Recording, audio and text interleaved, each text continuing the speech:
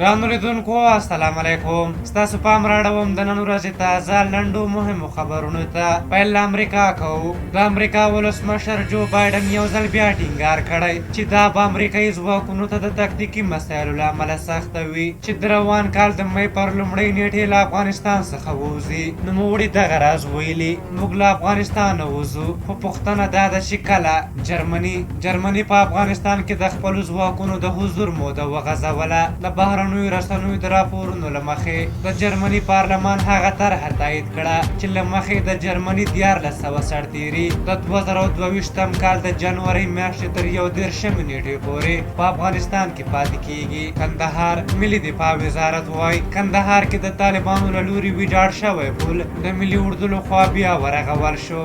یاد وزارت وایي چې دا پل 13 ورځ د کندهار ولایت ارغنداب ولسوالۍ اړوند په سرکاري باغ سیمه کې د موټر بم په چاودنه کې ویجاړ شوی و.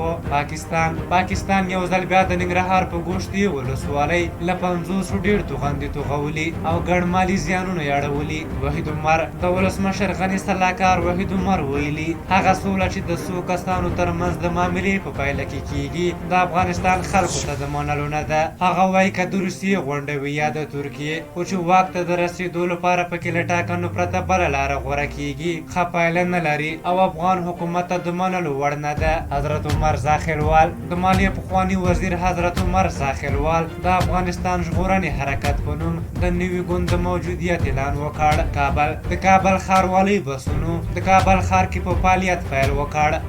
ایران د ولسمشر غني د هغه څرګندونو هرکلی کړی چې ویلي وو د دواړو هیوادونو ترمنځ به د اوبو په برخه کې همکاري ډیریږي. د ایران د بهرنیو چارو وزارت ویان سید خطیبزاده په یو خبري کنفرانس کې ویلي ایران د هلمند په اوبو کې د 1451 کال د هوکړې له مخې خپل حق لري چې افغان حکومت ورته ژمن دی. او وروسته خبر دا دی چې د کوزي پښتونخوا په جاني خیلو کې د 4 تنکیو ځوانانو جسدونه لا هم خاورو ته نه دي سپارل شوي. د ځایي خلکو د اعتراض نن 5مه ورځ ده او وایي چې تر هغې به جسدونه خاورو ته ونه سپاري چې غوښتنې ونه منل شي. د جاني خیلو قومي مشرانو پریکړه کړې چې دوی به د جسدونو سره سبا سهار د اسلام آباد په لور روان شي او هلته به خپل پرلت ته دوام ورکړي. په هر حال دا د نن ورځې تازه لنډ او مهم خبرونه. ربیټ سیاست شو پر تر ازم په یو بخون کې خدای مسپارم. د الله په امان.